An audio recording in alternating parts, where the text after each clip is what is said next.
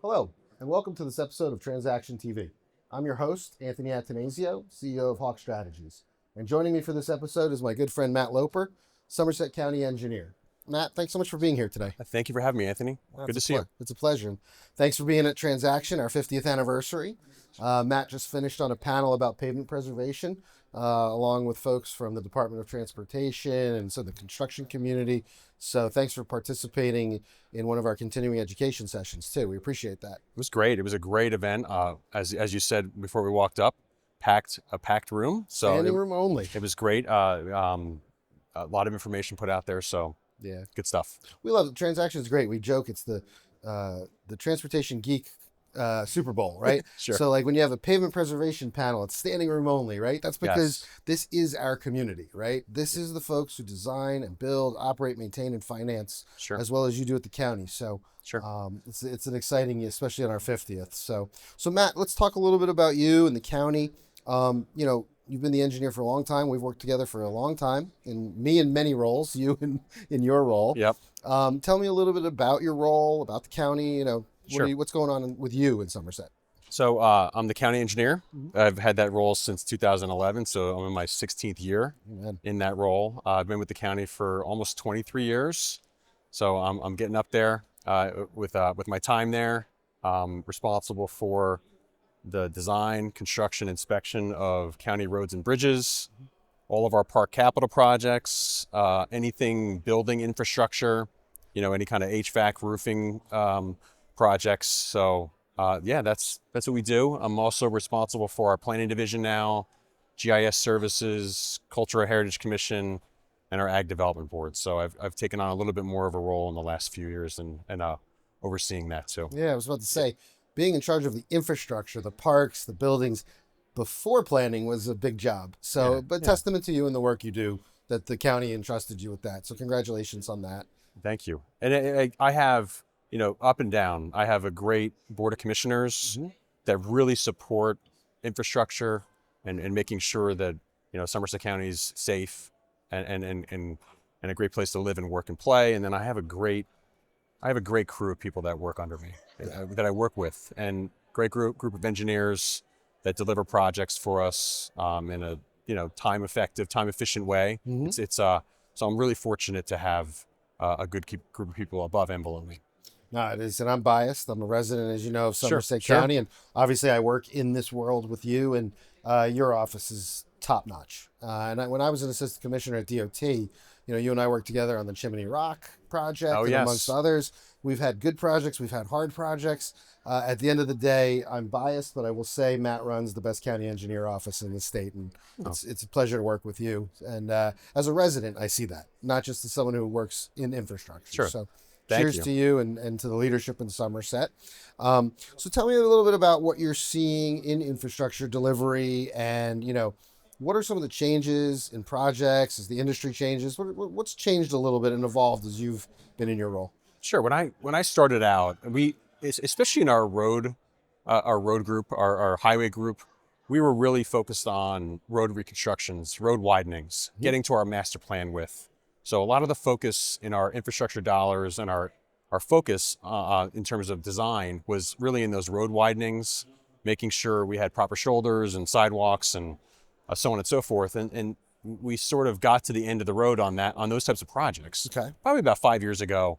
And we've really shifted our emphasis towards these safety projects. Okay. Taking what we have curb to curb and how can we make it better, safer for the public? Really an emphasis on pedestrian safety, Okay. bicycle safety, taking roads that were 4 lanes, making a road diet maybe on it, installing bump outs for pedestrian crossings. So really a little bit of a difference is instead of widening the roads, we're just staying within the confines and how can we make them safer?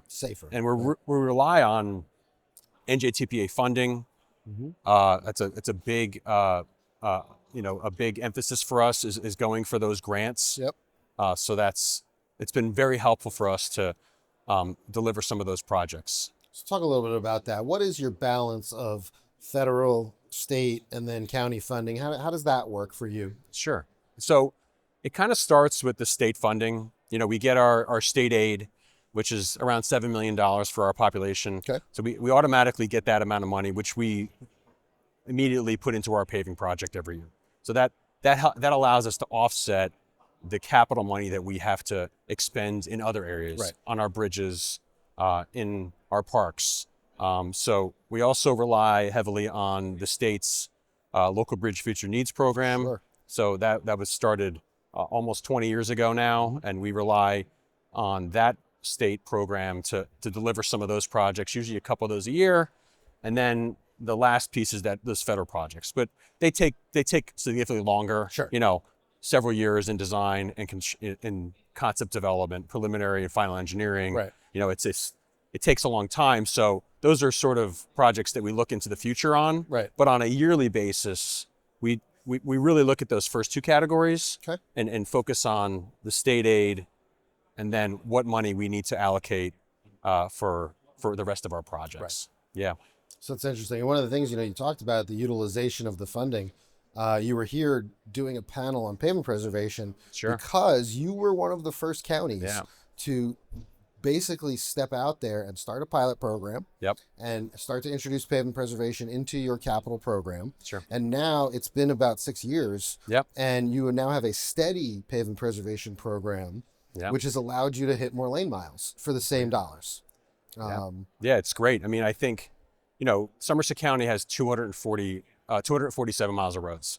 So if you're to get to 10% a year, you'd have to pave 25 miles of roads. And that and quite frankly, we weren't hitting that prior to doing preservation, which we started in 2020. So we're 6 years in. So we're able to, I would say, do about 8 to 10 miles of roads through preservation. So now we're kicking the full pavement plus preservation from maybe the low teens up to about 20 miles of roads, which is huge. Yeah. So we're getting close to that mark, for what we want to do every year. And that, we get ahead of the problems. We stay within our funding constraints, and, make the public happy. We want to make sure we want to make the, put down blacktop, and people are thrilled about that. Yeah. Yep. Well, cheers to you for being a leader in that field, especially because as it's proliferating through more counties, Somerset was a leader in that. So cheers to you. Thank you. So let's finish up with one question about, what's new and exciting in Somerset, or what are you looking forward to? Any of their signature projects you're excited to get working on? What's going on? Sure. I mean, our biggest project right now in design is our Easton Avenue corridor study in Franklin Township. Oh boy. So anybody who drives it knows it's a highest trafficked road. Mm-hmm. It connects southbound Brook to New Brunswick, Rutgers University. Yep. 4-lane highway. Used to be a state highway. Sure. Now it's the county's. People are heading to St. Peter's Hospital that way. There's so many things you're doing on Easton. Yeah. Yeah. Easton's so we decided to submit for a grant through the TPA, through the local safety program. I think we're about 2 to 3 years into that. We're about to graduate from concept development to preliminary engineering. Oh, wow. So it's a really exciting mark.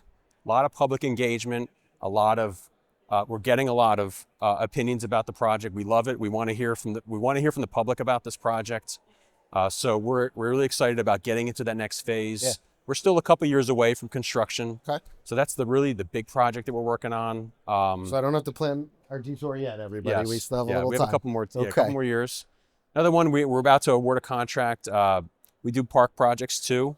Mountain View Park is in Hillsborough Township. Oh yeah. Which is a combination. Most people who are familiar with that area, there's 7 baseball fields, and then there's a Iron Peak, which is an indoor private facility. So we're building 4 multi-purpose fields in between them to really accommodate the need of the public. We're building soccer, lacrosse, could be converted to cricket. So that's about to be awarded in the next month or so. So we'll be going to construction through the next part of the year. So we're really excited about that project. It's about $3.5 million. All right. So that's something that we'll be able to deliver to our communities. Well, that's fantastic. Yeah, it's great. Like I said, I'm biased. I'm a resident. I know my tax dollars are being spent well, but for everybody else, Somerset County is a great place to live, work, play, and travel. And thanks, in large part, thanks to County Engineer Matt Loper. So thank you, Anthony. Matt, thank you so much for being with us today and for the great work you do. And look forward to our continued work together.